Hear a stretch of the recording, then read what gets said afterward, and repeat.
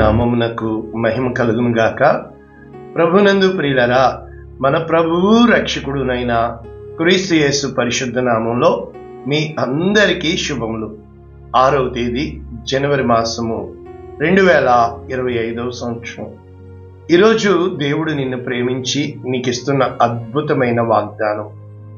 జనములు నీకు దాసులగుదురు, జనములు నీకు సాగిలపడుదురు. ఆదికాండము 27వ అధ్యాయము 29వ వచనం. పూర్తి వచనము ఈ విధంగా ఉంది: జనములు నీకు దాసులగుదురు, జనములు నీకు సాగిలపడుదురు. నీ బంధు జనములకు నీవు ఏలికవై యుండుము. నీ తల్లి పుత్రులు నీకు సాగిలపడుదురు. నిన్ను శపించువారు శపించబడుదురు, నిన్ను దీవించువారు దీవించబడుదురు గాక. యాక్చువల్గా ఇది పూర్తి వచనమైన ఈ ఆశీర్వాదము ఇస్సాకు యాకోబుకి ఇస్తున్నాడు, కానీ ఏశావు అనుకుని 27 ప్రకారము అని నేను స్తుతించేవాడిని.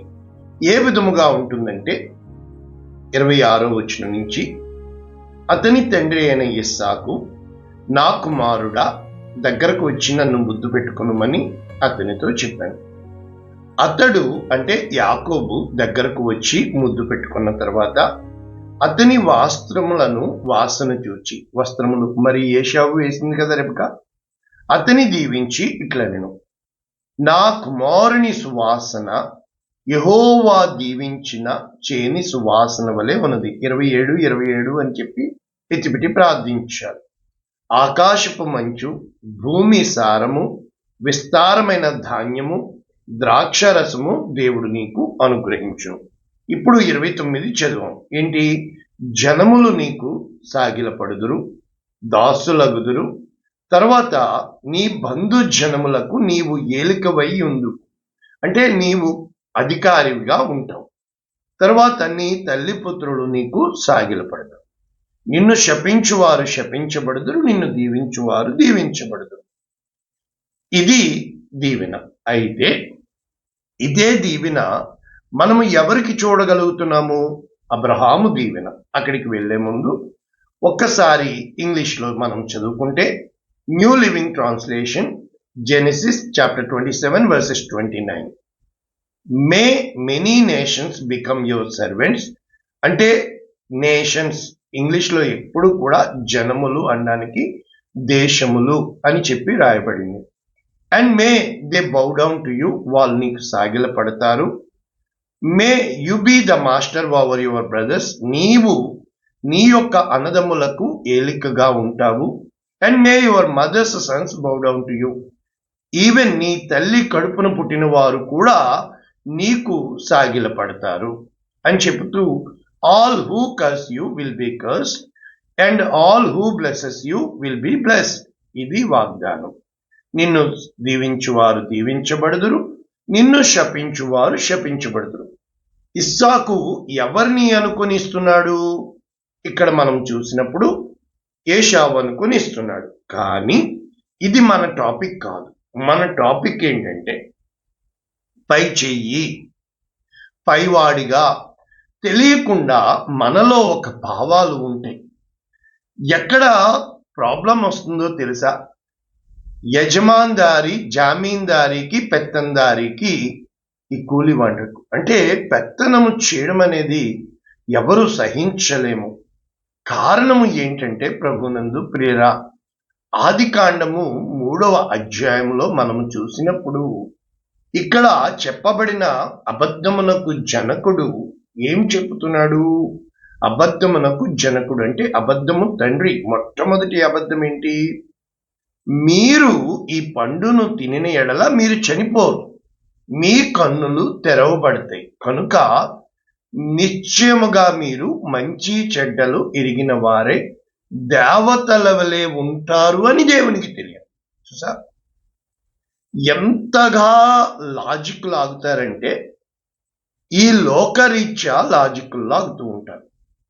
ఈ లోకంలో పైమాటగా ఉండాలి అంటే కొన్ని సూత్రాలు నేర్చుకుంటే, 1 అధికారం ఉండాలి, 2 ధనము ఉండాలి, 3 నీ చుట్టూ మంది బార్బలము ఉండాలి, 4, ఈ లోకంలో నీకు పెద్దవాళ్ళ పెత్తనము అంటే నీకు తెలిసి ఉన్నప్పుడు నీ మాట పై మాటగా ఉంటుంది.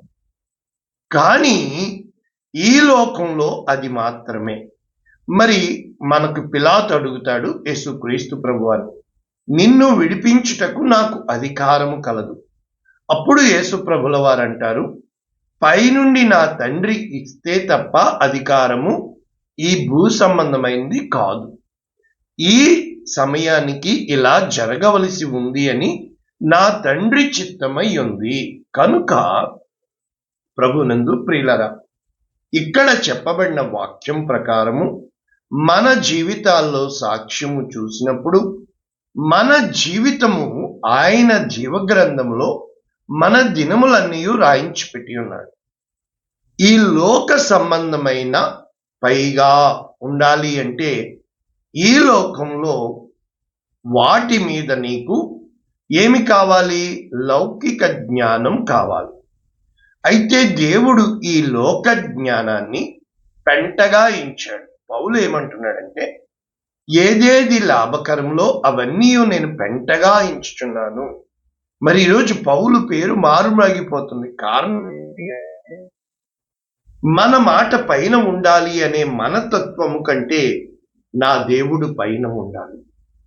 నా దేవుడు హెచ్చింపబడాలి, నేను తగ్గింపబడాలి. నా దేవునికి మహిమ చెందాలి, నేను ఆయన మహిమ సాధనముగా వాడబడాలి. ఎప్పుడూ కూడా నేను అన్న పాయింట్ వచ్చిన మరుక్షణము నా దేవుడు అన్న మాట రావాలి. కనుక చాలా వ్యత్యాసము ఉంటుంది. అనేక మంది ఏమంటున్నారంటే, మనుషుల్ని హెచ్చించే వారముగా ఉన్నాం, కానీ మనము మనుషుల్ని తగ్గించాల్సిన పని లేదు, దేవుణ్ణి హెచ్చించాలి. ఉదాహరణకి 2 వర్గాలకి యుద్ధం జరుగుతుంది, రైట్? వీడు బలహీనుడు, బలవంతుడు వచ్చాడు. ఇప్పుడు ఈ లోకరీత్యా ఏం జరుగుతుంది అంటే, ఈ యొక్క మోయాబీయుల రాజు బలహీనుడిగా ఉన్నప్పుడు ఈ యొక్క గొప్ప జనాంగము మోషే తర్వాత ఇశ్రాయేలీయుల్ని దేవుడు నడిపిస్తూ వచ్చాడు. ఈ మోయాబు రాజు ఎవరి దగ్గరికి వెళ్ళాడు? బిలాము దగ్గరికి వెళ్ళి ఈ మాటలు చెబుతూ, నీవు శపించువాడు శపించబడును, నీవు దీవించువాడు దీవించబడునని నాకు తెలుసు. కనుక 3 మరి ప్రిన్సిపల్ స్కూల్ ఆఫ్ థాట్స్ చెప్పాలి కదా. ఈ బలహీనుడు పెద్దవాడితో సంబంధం పెట్టుకుంటాడు. అప్పుడు ఈ పెద్దవాడిని చూసి వీడు బలవంతుడైనప్పటికీ వీడు బలహీనుడైనప్పటికీ వీడితో వచ్చిన వాడు బలవంతుడు కనుక వీడు వెనక్కి వెళ్ళిపోతాడు. 1. రెండవది, వీడు బలహీనుడే కానీ వీడు బలమైన జనాంగంతో యుద్ధానికి వచ్చాడు. కానీ వీరిలో వ్యతిరేకతలు ఉన్న వాళ్ళు, డబ్బులు అమ్ముడుపోయే వాళ్ళు ఉంటారు. ఆ బలహీనులను ఇతని వైపు తిప్పుకుంటాడు జ్ఞానము అనుసరించి. రాజకీయ నాయకులు పార్టీలు మార్చేస్తారు, మీకు తెలుసు. ఇక 3వది, వీడు బలహీనుడు, వీడు బలవంతుడు, వీడి యుద్ధానికి వచ్చాడు కనుక వీడేం చేస్తాడు? వీడి ఫోకస్ ఇటు కాకుండా వేరే వాడిని గెలితే వాడొచ్చి వీడి మీద యుద్ధానికి వచ్చేటట్టు వీడి ఫోకస్ వీడి మించి డైవర్షన్ అటువైపు మళ్ళిస్తాడు. కనుక వీడిని మానేసి వాడి మీదకి యుద్ధానికి వెళ్తాడు. ఇది 3. ఇక చివరిగా ఇక్కడ శపించమని అంటే దైవిక అనుగ్రహము పొందితే కృప, దైవిక ఉగ్రత నాశనం. కనుక దేవుడే ఆ నాశనాన్ని తేవాలి అని సూపర్ నేచురల్ పవర్స్ ని వాడేదే చేతబడి. ఎదుటివారిని ధైర్యంగా నేరుగా కొట్టలేక అతనిని కృంగదీసేది. కాబట్టి ఇన్ని తంత్రాలు ఉంటాయి ఈ లోకంలో. ఇప్పుడు మన చెయ్యి పైగా ఉండడానికి, మన మాట పైగా ఉండడానికి, మనము చెప్పింది ఎదుటివాడు వినాలి అని, అది మనలో ఉన్న పాప స్వభావం. ఎప్పుడైతే గలగలలాడే మాట్లాడేవాడి కంటే కలకలలాడుతూ 10 మందిని కలుపుకునేవాడు మేలు. మరి మనము గలగల మాట్లాడేసి అందరూ వినాలి అనుకుని ఎంత మూర్ఖత్వం! అంటే ప్రభువునందు ప్రియులరా, ఇక్కడ యాకోబు చిన్నవాడు, ఏశావు పెద్దవాడు. కానీ యాకోబుని ఎందుకు దీవిస్తున్నాడు? ఈ వాక్య సారాంశము ఏమిటి అని అంటే, దేవుని యొక్క వాక్యము మన యొక్క ద్వితీయోపదేశ కాండము 28వ అధ్యాయము 1వ వచనం. నీ దేవుడైన యెహోవా మాట శ్రద్ధగా విని నేడు నేను నీకు ఆజ్ఞాపించుచున్న ఆయన ఆజ్ఞలన్నింటినీ అనుసరించి నడుచుకుని ఎడల నీ దేవుడైన యెహోవా భూమి మీదనున్న సమస్త జనముల కంటే నిన్ను హెచ్చిస్తాడు. అంటే నిన్ను హెచ్చించిన వాడు దేవుడు కనుక ఈ దీవెనలన్నీ నీ మీదకి వస్తాయి. ఎలాగా ఇక్కడ చెప్పుతూ ఏమని చెప్పబడుతుంది? దీవెనల్లో మనము చూసినప్పుడు ప్రభువునందు ప్రియులరా అనేకమైన దేవుని ఆజ్ఞలు ఉన్నప్పటికీ భూప్రజలందరూ నెంబర్ 1 యెహోవా నామమున నీవు పిలువబడుచుండు చూచి నీకు భయపడతారు. నెంబర్ 1. నెంబర్ 2, నీకు ఎప్పుడైతే దేవుడు తోడుగా ఉన్నాడో అప్పుడు నీవు అప్పిచ్చేవానిగా ఉంటావు కానీ అప్పు చేయవు. 1, జనములకు భయం పుట్టిస్తాడు. 2, నీ యొక్క అన్ని నింపుతాడు. 3, నిన్ను తలగా ఉంచుతాడు, పైవానిగానే ఉంచుతాడు కానీ క్రిందవానిగా పెట్టడు. అంటే ఎప్పుడు ఇచ్చే చెయ్యి పైన ఉంటుంది, పుచ్చుకునే చెయ్యి కింద ఉంటుంది. ఎప్పుడైతే దేవునికి మనము ఇచ్చేవారముగా ఉంటామో, దేవుని దగ్గరికి పుచ్చుకునే వారముగా కంటే మనుష్యుల దగ్గర చెయ్యి చాపకూడదు. అంటే దేవుని ముందు నువ్వు చెయ్యి చాపాలి. కనుక ఈ ప్రిన్సిపల్స్ చాలా విధాలుగా నా తలంపుల వంటివి, మీ తలంపులు కాదు. 3 ఆశీర్వాదాలు చెప్పాను కదా. మొట్టమొదటిది ఏంటి? నీ దేవుడని యెహోవా నీకు తోడుగా ఉండుటను బట్టి ప్రజలు నీకు భయపడతారు. 2, నీవు అప్పు ఇచ్చేవానిగా ఉంటావు కానీ అప్పు చేసేవానిగా ఉండవు. 3, నీవు పైన తలగానే ఉంటావు కానీ త్రోకగా ఉండవు. ఏలువాడుగానే ఉంటావు కానీ దాసుడిగా ఉండవు.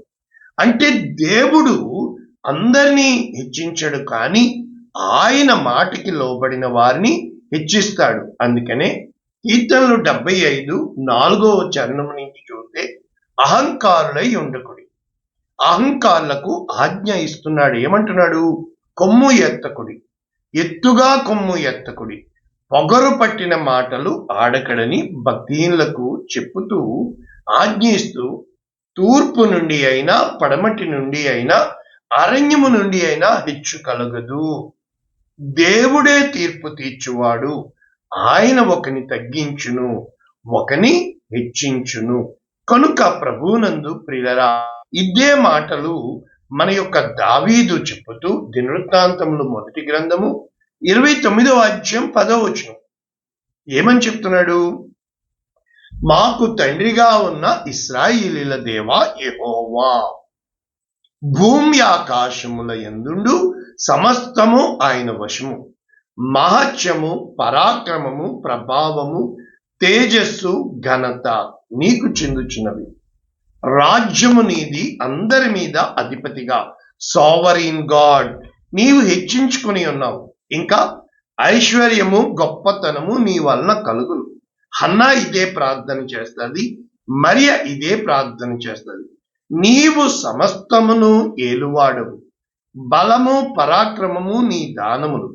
హెచ్చించువాడవు, అందరికీ బలము ఇచ్చువాడవు నీవే. కాబట్టి దేవుడే హెచ్చించువాడు, దేవుడే తగ్గించువాడు. ఇప్పుడు మనకి వాక్యాలు అర్థమైనవి. ఇప్పుడు లోతుగా వెళ్తే ఇదే వాక్యము ఆదికాండము 12వ అధ్యాయం 2వ వచనం. అబ్రాహాముతో దేవుడు ఏం చెప్తున్నాడు? నిన్ను గొప్ప జనముగా చేసి, అంటే నిన్ను జనముగా చేసేవాడు, గొప్పవాడిగా చేసేవాడు దేవుడు. నిన్ను ఆశీర్వదించేవాడు దేవుడు. నీ నామము గొప్ప చేసేవాడు దేవుడు. నీవు ఆశీర్వాదముగా మార్చేవాడు దేవుడు. ఇక ఆశీర్వదించు వారిని ఆశీర్వదిస్తాను, దూషించు వారిని శపిస్తాను. భూమి యొక్క సమస్త వంశములు నీ యందు 7-fold blessings. కనుక దేవుని ఆశీర్వాదము, ఇప్పుడు ఇవే ఆశీర్వాదాలు ఆదికాండము 25-23. ఇంకా యాకోబుకి ఏశావుకి వారు, అంటే యాకోబు ఒక జనాంగము, ఏశావు ఒక జనాంగము. 20 సంవత్సరాలు రెబెకా గొడ్రాలై ఉంది. ఇస్సాకు ప్రార్థించాడు, ఆశీర్వదింపబడ్డాడు. కానీ ఇక్కడ ఏం జరిగింది? రెబెకా గర్భవతి అయినప్పుడు ఈ బాధ తట్టుకోలేక దేవుని అడుగు వెళ్ళినప్పుడు దేవుడు చెప్తున్నాడు, ఆదికాండము 25-23, 2 జనములు నీ గర్భములో కలవు, 2 జనపదములు నీ కడుపులో నుండి ప్రత్యేకముగా వచ్చు. ఒక జనపదము కంటే ఒక జనపదము బలిష్టమై ఉండును. పెద్దవాడు చిన్నవాడిని దాస్తాడు. చిన్నవాడిని ఏలికగా దేవుడు పెట్టాడు.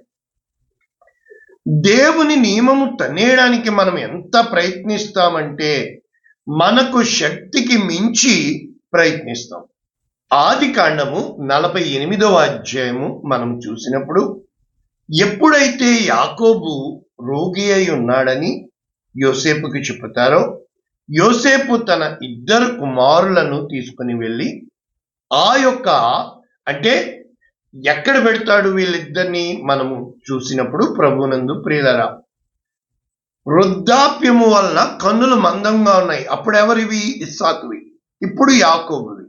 కనుక ఎఫ్రాయిమును మనష్షేను తీసుకుని వెళ్ళాడు. మనష్షే పెద్దవాడు, ఎఫ్రాయిము చిన్నవాడు. మనష్షే అంటే మరిచిపోట, అదే చెప్పాడు. మోషే కుమారుడి పేరు కూడా మనష్షే. ఎందుకు? పరాయి దేశంలో తన బాధను మరిచిపోట. ఎఫ్రాయిము అంటే అభివృద్ధి. ఆదికాండము 48-13 నేను చదువుతున్నాను. యోసేపు ఇశ్రాయేలు ఎడమ చేతి తట్టున తన కుడి చేత ఎఫ్రాయిమును, ఇశ్రాయేలు కుడి చేత తట్టున తన ఎడమ చేత మనష్షేను పట్టుకుని వారినిద్దరిని అతని దగ్గరకు తీసుకుని వచ్చెను.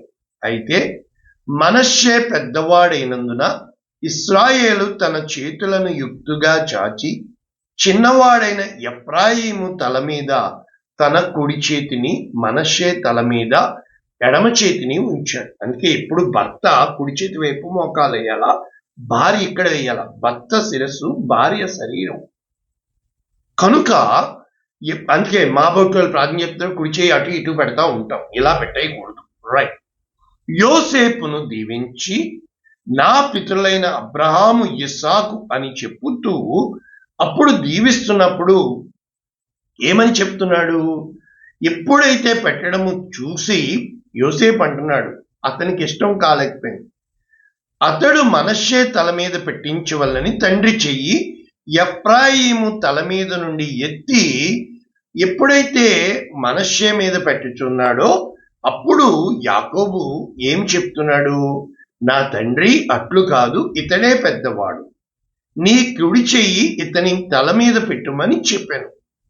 అది యాకోబు ఒప్పుకొనక, నాకు తెలుసు ఇతడు ఒక జన సమూహమై గొప్పవాడగును, కాని ఇతని తమ్ముడు ఇతని కంటే గొప్పవాడగును.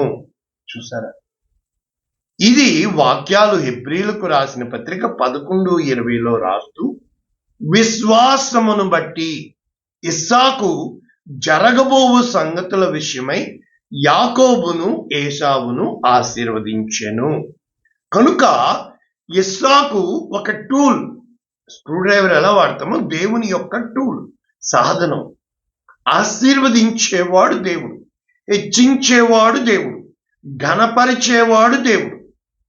విశ్వాసమును బట్టి యాకోబు అవసాన కాలమందు యోసేపు కుమారుల్లో ఒక్కొక్కని ఆశీర్వదించి, చూసారా? యోసేపు ఎప్పుడైతే ఆ దర్శనాలు చూశారో అన్నదమ్ములు పగపట్టి అతన్ని గుంటలో పడేసి అమ్మి వేస్తారు. కానీ అతనికి దాసులవుతారు, సాగిల పడతారు. దావీదును తన అన్నదమ్ముల ఎదుట దేవుడు అభిషేకించాడు, వారు కుళ్ళుకున్నారు. దేవుని కార్యాలు ఇప్పుడు మనం ముగిస్తే ఈ లోకపరంగా మనము ఆలోచిస్తాం. కానీ పౌలు రాస్తూ రోమీయులకు రాసిన పత్రిక 9వ అధ్యాయం 10వ వచనం, రెబెకా మన తండ్రి అయిన ఇస్సాకు అను ఒకని వల్ల గర్భవతి అయినప్పుడు ఏర్పాటును బట్టి అనుసరించి దేవుని సంకల్పము క్రియల మూలముగా కాక పిలచువాని మూలముగానే నిలకడగా ఉండు నిమిత్తము పిల్లలు ఇంకా పుట్టి మేలైనా కీడైనా చేయకముందే పెద్దవాడు చిన్నవానికి దాసుడగును. కాబట్టి యాకోబును ప్రేమించి తిని, మలాకి గ్రంథం అంతా ఉంటుంది, ఏశావును ద్వేషించి తిని. ఏమందుము? దేవుని యందు అన్యాయము కలదా? అట్లనరాదు. ఎవని కరుణింతునో వాని కరుణింతును, ఎవని ఎడల జాలి చూపుదునో వాని ఎడల జాలి చూపుదును. కాగా పొందగోరు వాని వలననైనను ప్రయాసపడు వాని వలనైనను కాదు గాని కరుణించు దేవుని వలననే అవ్వును. కాబట్టి లేఖనము ఫరోకి ఏం చెబుతుంది? నేను నీయందు నా బలము చూపుటకు, నా నామము భూలోకమందంతటా ప్రచురమగుటకు ఇందు నిమిత్తమే నిన్ను నియమించితిని. చూసారా? కాగా ఎవని కనికరింపగోనునో వాని కనికరించును, ఎవని కఠినపరచగోరునో వాని కఠినపరచు. దేవుని చిత్తాన్ని వ్యతిరేకించడానికి నీవు నేను ఎవరము? ఈ విధముగా ఆలోచిస్తూ మనము దేవుని వాక్యమునకు ఎప్పుడైతే లోబడతామో, దేవుణ్ణి మన హృదయములో ఎప్పుడైతే ఘనపరుస్తామో, దేవుని కొరకు మనం ఎప్పుడైతే ప్రకాశిస్తామో, ఆయన హెచ్చించబడాలి, నేను తగ్గించబడాలి. ఆయన భూలోకమునకు రారాజు, మహారాజు. కనుక ఫిలిప్పీలకు రాసిన పత్రిక 2వ అధ్యాయం 5వ వచనం నుంచి అది మీలో నాటుకుపోవాలి. యేసు క్రీస్తునకు కలిగిన ఈ మనస్సు మీరు కలిగి ఉండండి. ఎప్పుడైతే ఆయన తన్ను తాను తగ్గించుకొని రిక్తునిగా చేసుకుని దాసుని స్వరూపము, ఎందుకంటే పాపము వల్ల వచ్చే జీతం మరణం. పాపము నిన్ను దాస్యత్వపు కాడికి ఇస్తుంది. యేసు క్రీస్తు కడపటి ఆదాము నిన్ను ఆ పాపపు కాడి విరుస్తాడు. మనల్ని ఏర్పరచబడిన వంశముగాను, రాజులైన యాజక సమూహముగాను, పరిశుద్ధమైన జనముగా, దేవుని సొత్తైన ప్రజలుగా చేసుకుంటాడు. ఇది వాక్యం. కనుక మనము ఎప్పుడు ఎల్లప్పుడూ కూడా అందుచేత పరలోకమందున్న వారిలో కాని, భూమి మీద ఉన్న వారిలో కాని, భూమి క్రింద ఉన్న వారిలో కాని ప్రతి వాని మోకాలు యేసు నామమున వంగునట్లు ఆయన అత్యధికముగా హెచ్చించి ప్రతి నామమునకు పైనామం. చూసారు? నిన్ను నువ్వు హెచ్చించుకోవద్దు. ప్రభువు హెచ్చించువాడు గొప్పవాడు. తన్ను తాను హెచ్చించుకోడు. No no. దేవుడు ఆత్మ విషయమై దీనులైన వారు ధన్యులు, పరలోక రాజ్యము వారిది. కనుక బైబిల్ అంతా ఏం చెప్తుందంటే, అల్పమైన వాడు, వీడు పెద్దన్నా వీడు చిన్నన్నా ఉండదు, దేవుని ముందు మొట్టమొదట నేనే ఉంటాను అంటాడు. దేవుని ముందు నువ్వు వెళ్ళాలి అంటే తగ్గింపబడాలి, హెచ్చింపు దేవుడిస్తాడు. కాబట్టి మొత్తం బైబిల్ చెప్తుంది, నా నిమిత్తము మీరు ఏమేమి పోగొట్టుకున్నా, పౌలు చెప్తున్నాడు, ఏవేవి లాభ సాధనమైనవో సమస్తమును పెంటతో సమానముగా ఎంచుకుంటున్నాను. వాక్యం విన్న బిడ్డ, ఈ లోకంలో పెత్తందారి చూస్తావా? నీవు కూడా అందరిలాగే దేవుణ్ణి దుఃఖపరుస్తావా? ఈ నూతన సంవత్సరంలో 6 రోజులు వెళ్ళిపోయినాయి, డైరీ పరిగెట్టేస్తుంది. ఇప్పటికన్నా దేవుని వైపును చూడగలవా? ప్రార్థన చేయనా? పరిశుద్ధుడా, ప్రేమ కలిగించండి. మా మాట పైన ఉండాలి. మేము పైన ఉన్న వారము, మీరు తక్కువ వాళ్ళు, మీరు ఎక్కువ వద్దు తండ్రి. నా దేవుడు నన్ను హెచ్చించాలి, నా దేవుడు నా పక్షమున ఉండాలి. వారిలో ఒంటరి అయిన వాడు 1000 మంది యొగును, ఎన్నిక లేనివాడు బలమైన జనమగును. అటువంటి కృప మాకు అనుగ్రహించమని వాక్యం వింటున్న వీరిని, వీరి కుటుంబాలని, పుట్టినరోజులు, పెళ్లి రోజులు, శుభకార్యములు, ప్రయాణములు, ప్రసవములు, పరీక్షలు సమస్తం మీ చేతులకు ఇస్తూ యేసు శ్రేష్టమైన నామమును దీవిస్తున్నాము తండ్రి. Amen. God bless you all. దేవుడు మిమ్మల్ని దీవించుగాక. ఆమేన్.